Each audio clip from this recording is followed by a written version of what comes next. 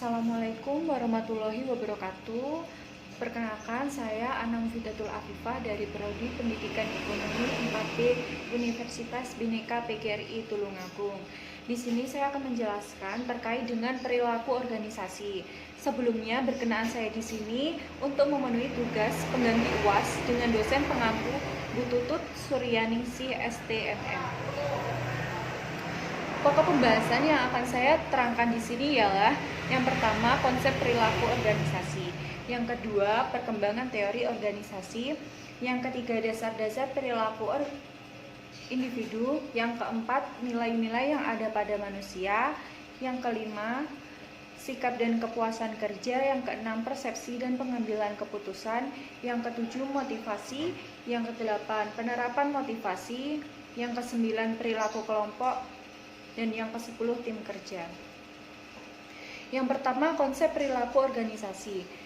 A. Pengertian organisasi, suatu bidang studi yang mengamati tentang pengaruh perilaku individu, kelompok, dan perilaku dalam struktur organisasi dengan maksud untuk mendapatkan pengetahuan guna memperbaiki keefektifan organisasi.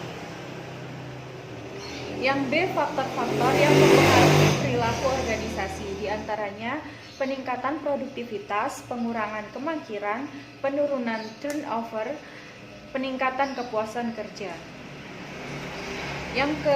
Yang C, faktor-faktor yang menghambat perilaku organisasi, keterbatasan sumber daya atau resource limitation, terperangkap oleh biaya, akumulasi hambatan-hambatan perilaku yang bersifat resmi, hambatan-hambatan perilaku yang tidak resmi dan tidak direncanakan, kesepakatan antar organisasi. Yang kedua, perkembangan teori organisasi. Yang A, teori organisasi klasik. Disebut juga teori tradisional yang berisi konsep tentang organisasi mulai 1800. Teori klasik berkembang dalam 3 aliran, yaitu teori birokrasi, teori administrasi, dan manajemen ilmiah. Teori organisasi neoklasik. Dasar teori ini menekankan pentingnya aspek psikologis dan sosial karyawan sebagai individu maupun sebagai bagian kelompok kerjanya. Yang C, teori organisasi modern, dikembangkan pada tahun 1950. Karakteristik teori ini yaitu disebut analisis sistem organisasi, mempertimbangkan semua elemen yang terdapat dalam suatu organisasi, memandang organisasi sebagai suatu sistem, penyesuaian diri agar organisasi dapat bertahan lama dalam dirinya. Organisasi dan lingkungan harus dilihat sebagai suatu yang saling ketergantungan. Yang ketiga, dasar-dasar perilaku individu. Yang A, mengidentifikasikan dan mengklasifikasikan kelompok.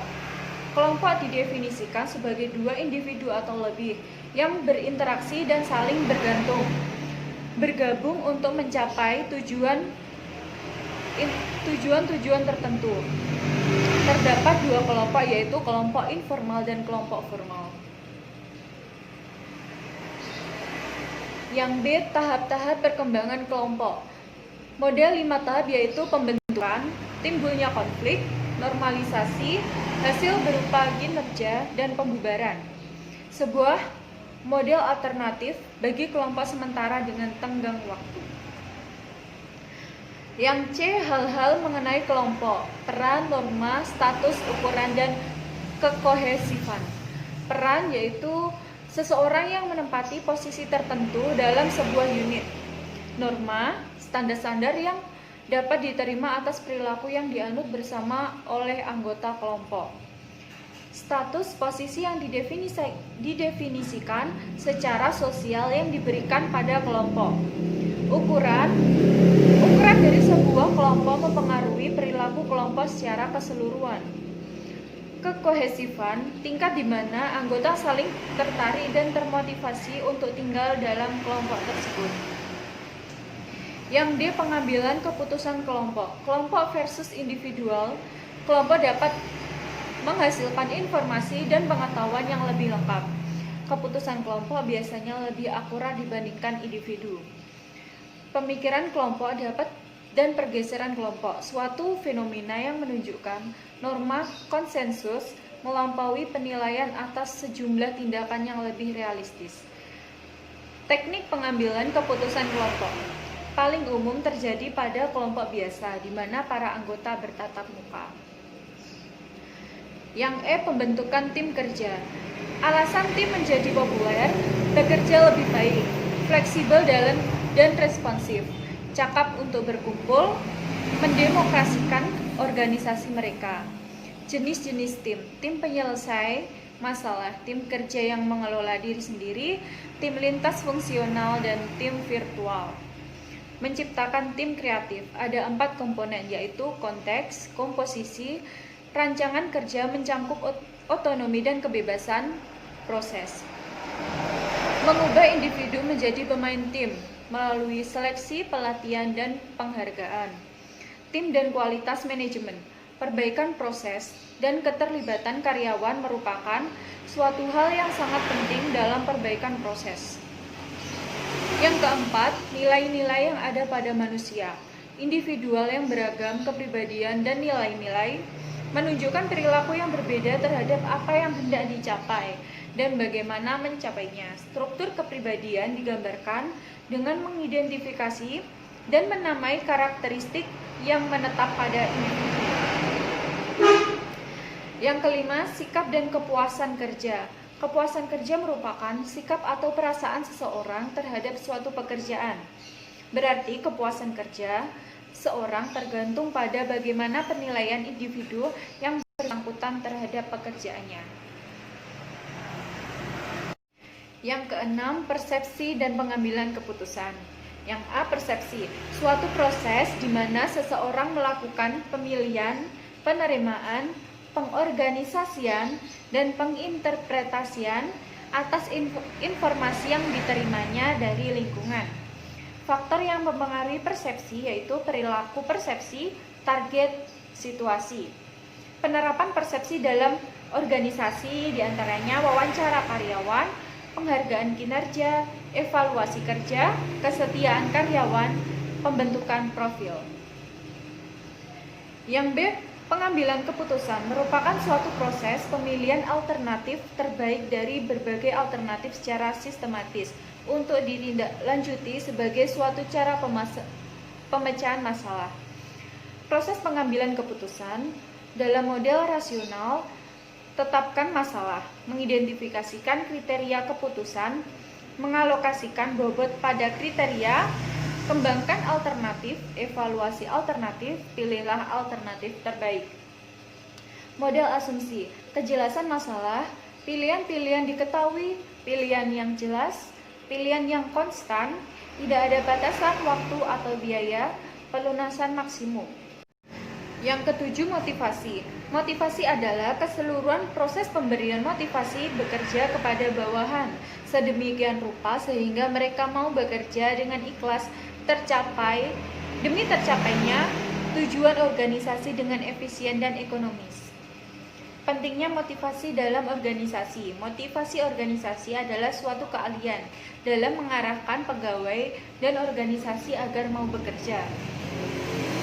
Faktor yang mempengaruhi motivasi, faktor internal, keinginan untuk dapat hidup, dapat memiliki, memperoleh penghargaan, memperoleh pengakuan dan berkuasa.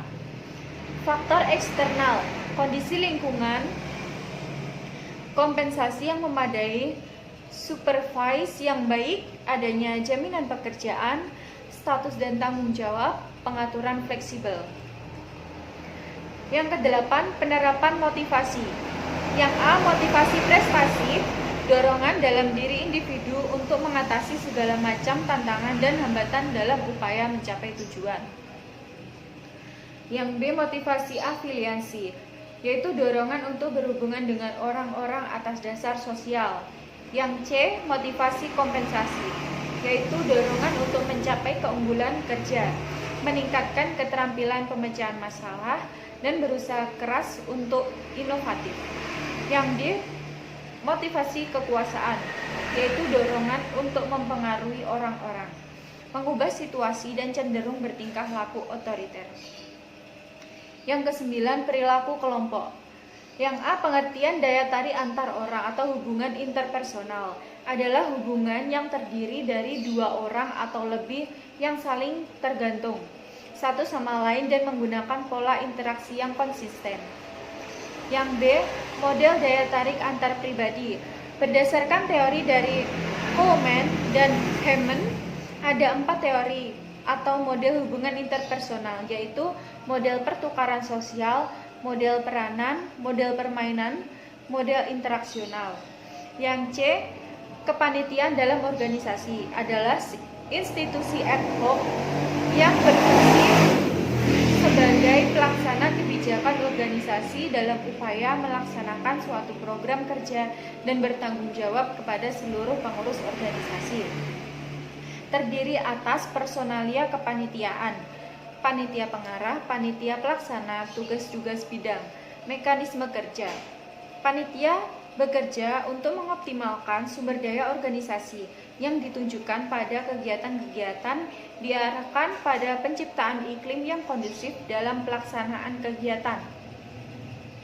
Operasional kegiatan yang pertama, perencanaan kegiatan. Pengertian organisasi menurut para ahli Chester A. Burnett tahun 1938, organization as a system of cooperative of two or more person. Organisasi atau sistem kerjasama antara dua orang atau lebih. Yang kedua, Edwin B. Filippo menyatakan bahwa organisasi adalah sistem hubungan antar sumber daya atau human resource yang memungkinkan pencapaian sasaran. James D. Money berpendapat bahwa organization is the form of a free human association for the attainment of common purpose. Organisasi adalah setiap bentuk kerjasama untuk mencapai tujuan bersama. Yang terakhir, tim kerja. Tipe tim. Tim dapat diklasifikasikan berdasar sasaran. 3 ragam paling lazim dalam tim yang kemungkinan besar untuk dijumpai dalam suatu organisasi, yaitu yang A, tim pemecahan masalah. Dalam tim pemecahan masalah, setiap anggota membagikan gagasan atau menawarkan sasaran mengenai bagaimana proses dan metode kerja dapat diperbaiki. Yang B, tim kerja pengelolaan diri. Tim kerja pengelolaan diri atau swakelola umumnya tersusun atas 10-15 orang yang memikul tanggung jawab dari mantan penyelia mereka. Yang C, tim fungsional sila merupakan cara efektif untuk memungkinkan orang-orang dari aneka bidang dalam suatu organisasi atau bahkan antara organisasi-organisasi untuk bertukar informasi, mengembangkan gagasan baru, dan memecahkan masalah serta mengkoordinasikan proyek yang rumit. Ukuran tim kerja. Tim kerja yang baik cenderung kecil. Bila anggotanya lebih dari 10 atau 12, maka akan sulit bagi mereka untuk menyelesaikan banyak hal. Mereka banyak mengalami kesulitan untuk berinteraksi secara konstruktif dan membuat kesepakatan dalam banyak hal. Dengan jumlah yang banyak, biasanya orang tidak dapat mengembangkan kekohesifan, komitmen, dan tanggung jawab timbal balik yang diperlukan untuk mencapai kinerja yang tinggi.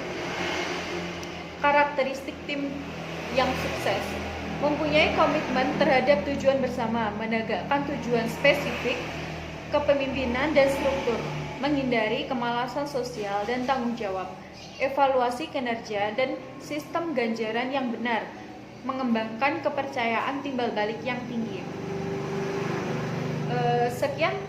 Sekian presentasi dari saya, ada kurang lebihnya mohon maaf. Wassalamualaikum warahmatullahi wabarakatuh.